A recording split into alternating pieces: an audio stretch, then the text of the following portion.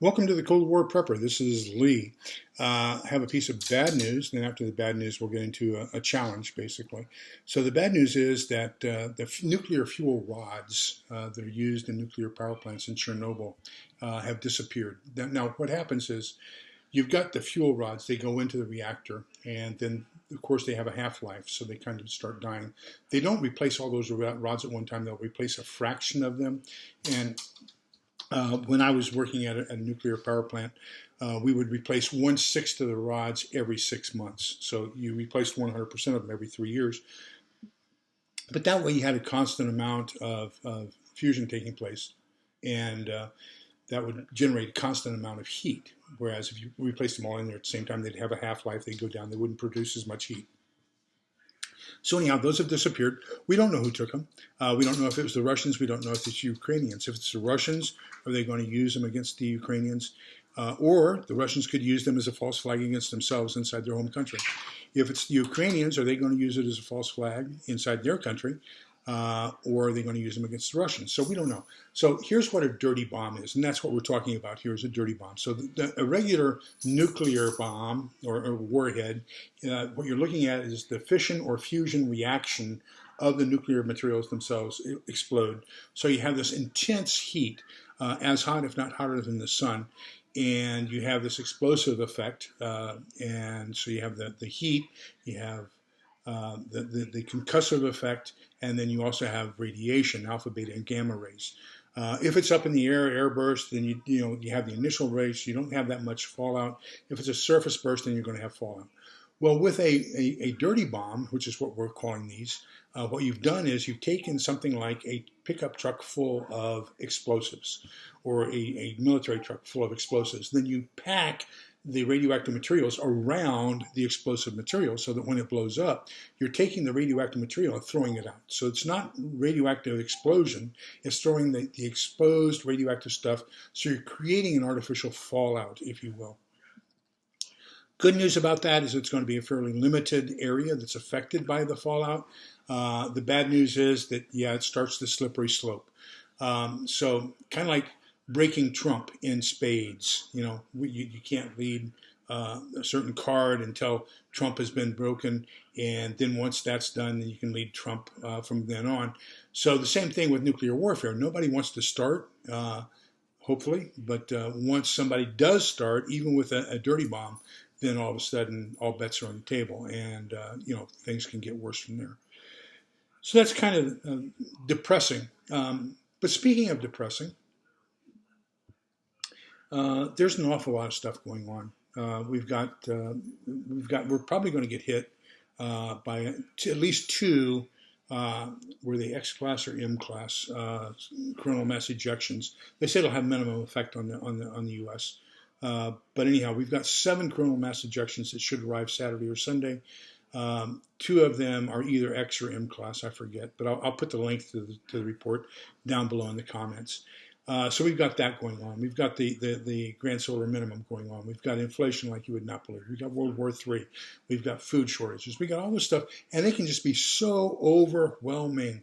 And so Viktor Frankl was an Austrian psychologist, and he was in Buchenwald for 7 years as a prisoner there. And he observed his fellow inmates at Buchenwald and said, what gives us desire to live? And he wrote a fantastic book in 1946 called Man's Search for Meaning. And in his book, Man's Search for Meaning, he came up with 3 basic concepts.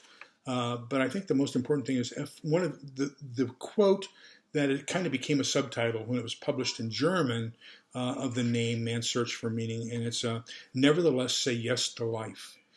So he said that his greatest thing was waking up in the morning and knowing that he was alive one more day, and that maybe today would be the day that he would be repatriated or saved. And so he had that hope of just one more day every day, and that's what sustained him as he went through Buchenwald. And I can't imagine of life being too much worse than being a Jew in a concentration camp in World War II. But he survived, and it was, I think, his positive attitude. Abraham Maslow kind of has the same type of a thought process. He was an American psychologist, and he wrote the hierarchy of needs theory. And I think that would be something you want to take a look into. But there are 5 needs that man has. And so he talks about that. By prepping, what we're doing is we're basically meeting the first 2.5, the first basically half of Abraham Maslow's hierarchy of needs, and we're almost there. So that's great. So what if we take what Dr. Frankl said, if we take what Dr. Ross, who is a business psychologist, said, she says there are 7 phases to how employees react to change. Then Dr. Frankl said that there are 3 phases that the prisoners went through as they entered into the execution or into the concentration camps. And so I want to say that there's probably 3 or 4 that we need to take a look at. First one's going to be shock. So when there's this feeling of shock, it's going to be, people are going to be petrified. They aren't going to know how to react. They're going to be stoic, and they won't know what to do. And that's going to be 95% of the survivors. Only 5% of us have any kind of preparation. And, that's one of the unknowns about us is how will I react? I'm hoping I'll do okay, but I don't know until I get there. But we've got to assume that the 5% of us who are prepared will be capable of leading the other 95% out of the state of shock. From the state of shock, they're going to go into a state of denial. And can't believe this is happening. Why did this happen to us? They're going to start looking for answers instead of taking action. And then as they don't find the answers, or they do find the answers and don't like them, they're going to go into a state of anger. And they're going to start lashing out. And that lashing out could be towards you. I'm going to talk a little bit more about anger here in just a minute. Then from there, they're going to go into depersonalization. And that is that they're going to ascribe everything happening out there. They're not part of it. Everything is out there. It's somebody else's fault. It's going to happen to them. I don't need to do that. They're going to be totally depersonalized. And then from there, they're going to go into exploration and acceptance. So what can I do to survive? And then they accept their lot, kind of like Dr. Frankl did, and find some things worth living for. So I think the 2 big questions that we have to ask ourselves is, number 1, what are you living for? Why are you prepping? What is it that you want to live for? I think that's going to be your motivator to be a leader in that 5% of the survivors at the end. So find yourself, why are you doing this? Let's have a greater purpose. And an understanding of who we are and why we're doing this and what we want to see come out at the other end. The other part of that, the corollary that we have in the military, is what are you willing to die for? And that's another question you have to ask. How far are you willing to go to protect others, to protect your family, etc.? So when we talk about some of those bad things, one of the things that there's a great channel, Full Spectrum Survival, and Brad came out with a quote. Now, Brad, I don't agree with Brad all the time, but every once in a while he comes out with some really good ones. I love this quote. So I'm going to put it right after my first Albert Einstein quote. And so Albert Einstein says, the way that we avoid this is stay away from negative people.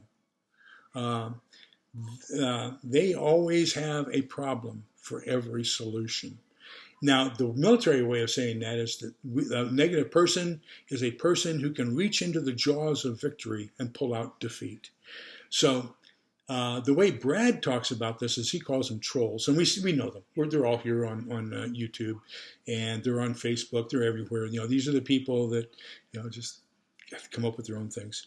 But anyhow, Brad's definition is a troll exclaims beyond sound reason their delusion that is only their opinion based on perceived but highly slighted facts.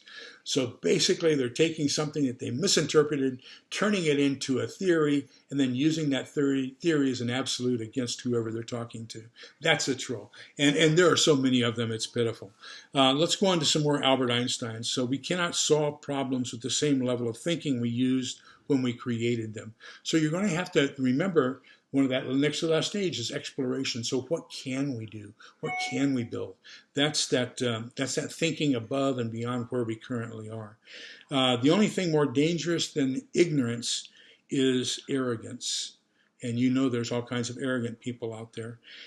And then the final one from Albert is going to be fear or stupidity has always been the basis of most human actions. So I'm going to quote my mother. Now, a lot of people attribute this to Eleanor Roosevelt. We can't find any proof that it goes to her, but my mother always told it to me, and I didn't know Eleanor Roosevelt, so I'm going to attribute it to my mother. But she always told me that small people talk about other people. Average people discuss events. Brilliant people dream dreams and have ideas. And so my challenge to you is to be a brilliant person. Dream a dream, have an idea. What can we do based upon what we have and what we're preparing now to rebuild something better at the end of whatever's coming? And so that would be my encouragement to you. Find out what you're living for. Dream a dream. And find out what you're willing to die for. And if you can answer those three questions, I am highly confident that you're going to be a leader of renown when this is all over. So remember, we're all in this together so we can come out the other side together. Take care. Bye-bye.